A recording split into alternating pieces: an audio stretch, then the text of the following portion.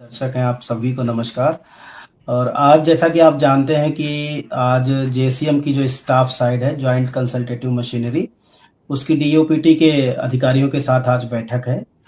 और इस बैठक में बेसिकली 8वें पे कमीशन में क्या-क्या एजेंडा होगा, इसके 15 पॉइंट हैं जैसा कि आपने कहा ही। उन्हीं 15 पॉइंटों की क्या टर्म्स एंड कंडीशन होगी, उनको लेकर के ये बैठक आज हो रही है। बल्कि हो गई है बैठक तो समाप्त हो चुकी है मेरे ख्याल से।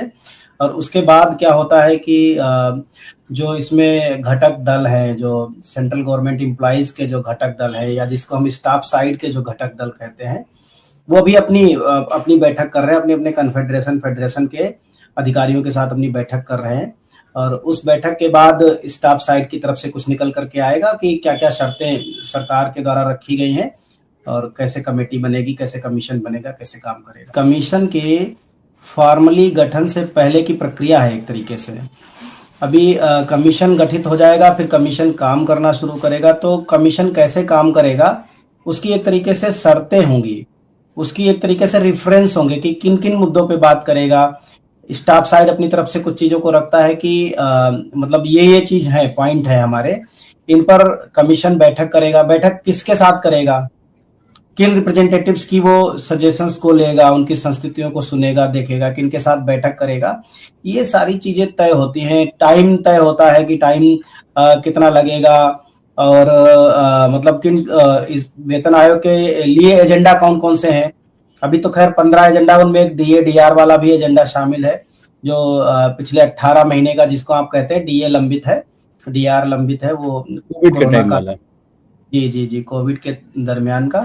तो इन सभी चीजों पर आज एक तरीके से एक कंसेंट तैयार हो जाएगी कि ये मुद्दे रहेंगे, पे कमीशन इन पे काम करेगा, इस हिसाब से काम करेगा। ऐसा नहीं हो सकता कि मतलब जो है, जब आज तय हो जाएगा इसकी बैठक में, तो उसी सिस्टम पे ही कमीशन काम करेगा। और जितने भी कन्फेडरेशन फेडरेशन एसोसिएशन ऑर्गेनाइजेशन है, उसी के हिसाब से, इन्हीं मिनट्स के हिसाब से पे कमीशन को अपनी संस्तुतियां दे पाएंगे, अपने सुझाव दे पाएंगे। सही कह रहे हैं। देखिए, नॉर्थ ब्लॉक की मीटिंग खत्म हो गई है, और उसके तुरंत बाद जो जेसीएम है, जेसीएम का जो स्टाफ साइड है, उसमें बेसिकली दो धड़े हैं। तो एक एनएफआईआर ग्रुप है और दूसरा है एआईआरएफ। एआईआरएफ का मतलब श्री शिव गोपाल मिश्रा जी, और एनएफआईआर का मतलब डॉक्टर एम राघवैया जी। ये दोनों लोग अपने अपने फेडरेशंस के साथ बैठक कर रहे हैं कि क्या क्या टर्म ऑफ रेफरेंस, क्योंकि देखिए मिनट्स जारी करने का ऐसे किसी को पावर नहीं है। जब डीओपीटी के साथ या फाइनेंस मिनिस्ट्री के साथ या कैबिनेट सेक्रेटरी के साथ कोई बैठक होती है, तो उसके सारे राइट्स सरकार के पास होते हैं, वो मिनट्स ही वही जारी करेगी पहले। तो अभी क्या है कि जो टर्म ऑफ रेफरेंसेस पर जिन पर बात हुई है, पहले इन लोगों की आपस में बैठक हो जाएगी, फिर उसके मिनट्स बनेंगे, तब आप लोगों को और पूरे देश को ये न्यूज मिल पाएगी कि आज के टर्म ऑफ रेफरेंसेस में क्या क्या तैयार हुआ है। उसका बाकायदा लेटर चल जाएगा जेसीएम स्टाफ साइड की तरफ से। जी सर, अब जो सवाल है वो आपसे पूछा जा रहा है कि सर पटेल जी से पूछिए कितने का फिटमेंट फैक्टर की डिमांड रखी गई है, कहिए कि 2.86 होना ही चाहिए। तो मैं आपको बता दूं कि जिन 15 बिंदुओं पर आज चर्चा हो रही थी, तो कुछ खबरें मुझे पीसीआर से मिल रही है। तो एक तो है कि फिटमेंट फैक्टर का निर्धारण करना, ताकि कितना हो, जैसा कि आपको पता है, पटेल साहब अगर मैं गलत होऊंगा तो आप मुझे करेक्ट कीजिएगा, क्योंकि विशेषज्ञ मैं आप ही को मानता हूँ।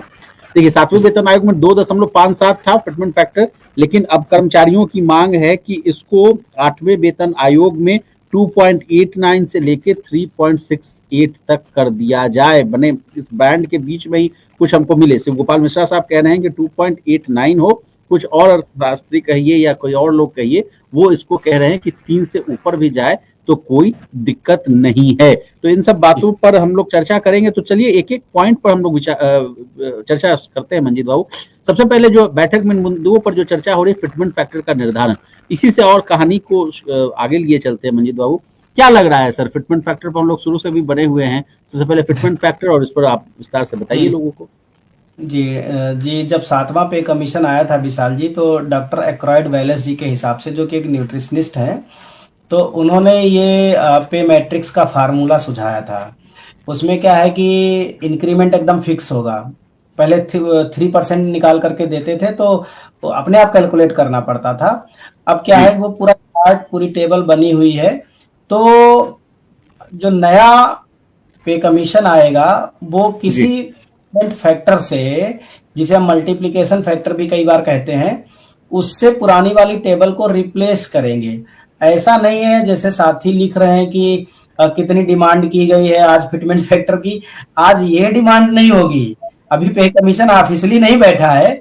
आज जी ये बात बन जाएगी कि फिटमेंट फैक्टर बनाया जाए। अभी क्या है ना, ये अनऑफिशियली हम लोग बात कर रहे हैं कि फिटमेंट फैक्टर रखा जाएगा। उस पर ये बात, मुद्दा आज रखा जाएगा कि पे कमीशन, पे मैट्रिक्स को जो रिप्लेस करने का तरीका होगा वो फिटमेंट फैक्टर होगा, मल्टीप्लिकेशन फैक्टर होगा, पहला।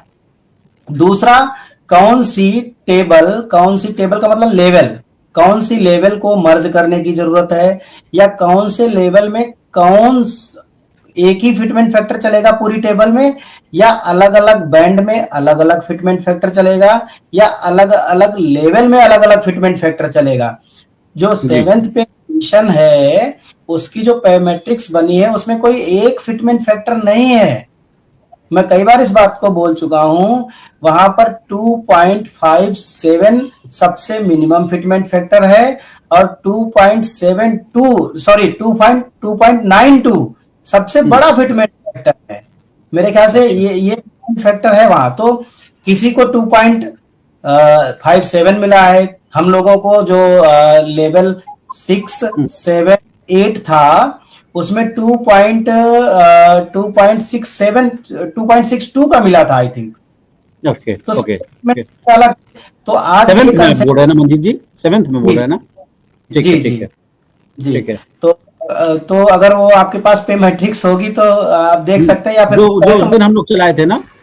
जी जी जी ठीक है बिल्कुल। आप कंटिन्यू कीजिए, मैं कोशिश करता हूँ पीसीआर से निकलवाने की। तो वो क्या है कि अलग अलग, मतलब ये बात बनेगी कि जो फिटमेंट फैक्टर होगा वो यूनिफाइड हो सकता है, ना भी हो, अलग अलग हम्म, लेवल अलग अलग हो सकता है, अलग अलग बैंड में हो सकता है। ऐसा हम्म, भी हो सकता है आज कंसेंसस बने कि कौन से पे लेवल आपस में मर्ज कर दिए जाएंगे और नया लेवल तैयार हो जाएगा। जैसे जो पे बैंड 1 है, पे बैंड 1 में पे हम्म, लेवल 1 to 5 आते हैं। ठीक है 5, तो क्या है कि उनको हो सकता है 5 लेवल की जगह हो सकता है 2 या 3 लेवल कर दिए जाएं, या हो ओके सकता है पे बैंड 2 का कोई एक लेवल शुरुआती, छठा लेवल पहले वाले बैंड के साथ मर्ज कर दिया जाए।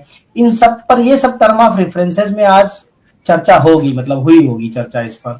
ये है अच्छा उसका ठीक है। बोलू आप, हम नहीं कह नहीं सकते हैं। जी ठीक है। अब देखिए अजय दुआ साहब तो कह रहे थे कि 2.89 तक मिल जाना चाहिए। सुभाष जी चंद्र गर्ग साहब कह रहे थे कि 1.92 के आसपास होना चाहिए। तो उस हिसाब से आकलन हम लोग कर रहे हैं कि किस प्राइस बैंड में होगा इस, नहीं बिल्कुल, जी जी सही बात है, सही बात है। जी देखिए हम बोलिए। लोग कर रहे हैं, तो जब लोग, चूंकि मार्केट में तमाम चीजें आती हैं, तो मतलब जो है सत्य असत्य सारी तरीके की न्यूज फ्लोट करने लगती है, तो उसमें हम्म लोग बड़ा कंफ्यूज होते हैं। तो जब 1.92 का आया फिटमेंट फैक्टर, लोगों ने दिया, बहुत सारे टीवी चैनल पे आया, बहुत सारे यूट्यूब चैनल पे आया, और बड़े बड़े हम्म चैनलों पे, ऐसा ऐसा ऐसा नहीं कि छोटे मोटे चैनलों पे आया हो। हम्म। तो जब असल में आपने कहा, जानते हैं मंजीत बाबू, ये मुद्दा बहुत गर्म है और बिल्कुल बहुत सारे जो लोग हैं, 1 करोड़ 15 लाख से अधिक जो लोग हैं कर्मचारी, उनके मन में एक बहुत बहुत कई तरह के सवाल उमड़ रहे हैं। मैं लगातार इस विषय में हूं तो मैं जान रहा हूं कि लोगों के बीच में कितने सवाल जवाब उमड़ रहे हैं, कुछ कह रहे हैं। जी जी। अब मंजीत बाबू अब आते हैं इन्फ्लेक्शन फैक्टर्स के जो आप बात कर रहे थे। ये कहा जा रहा था सर कि जेसीएम साइड स्टाफ ने सरकार के समक्ष जो प्रमुख मांग ये रखी है कि पे स्केल को मर्ज किया जाए। तो अगर जी मान लीजिए इस प्रस्ताव के अनुसार हम अगर देखें तो कहा जा रहा है कि लेवल 1 को लेवल 2 में मर्ज करने की सिफारिश की गई है, लेवल 3 को लेवल 4 में मर्ज करने का प्रस्ताव रखा गया है, लेवल 5 को लेवल 6 में मर्ज करने की बात की जा रही है। क्यों, ये पहले इन तीनों बातों को समझाइए कि क्या होता है मर्ज करना, लेवल 1 लेवल 2 में क्या मर्ज होता है, और तब जी उसके बाद हम आपसे समझना चाहेंगे कि ऐसा क्यों किया जा रहा है, जी क्यों जी। मांग की जा रही देखिए ऐसे समझिए कि जो पे लेवल 1 है उसका मिनिमम सैलरी है 18,000 रुपए आज की डेट में। अगर कोई भर्ती होगा तो उसको 18,000 रुपए बेसिक मिलेगा, प्लस 53% उसको डीए मिलेगा। ये उसका मूल वेतन है, एक तरीके से मेन वेतन यही है है? उसका। बाकी तो भत्ते हैं, एचआरए है, टीए है, या जैसे डिपार्टमेंट में है, रिस्क वाले में है तो रिस्क अलाउंस है। तो ये उसका मूल वेतन अगर आप देखें तो 18,000 प्लस 9,000, तो 27-28 हजार रुपए उसको वेतन मिलेगा एक सबसे छोटे पे लेवल में। तो कहा जा रहा है, कहा क्या जा रहा है, बल्कि महसूस किया जा रहा है। फिर दूसरा जो पे लेवल है वो 19,900 से शुरू होता है। तो आप ये समझिए कि दोनों में बहुत बेसिक डिफरेंस बड़ा है नहीं, बहुत कम डिफरेंस है। इसी तरीके से अगला वाला 21,000 कुछ का है।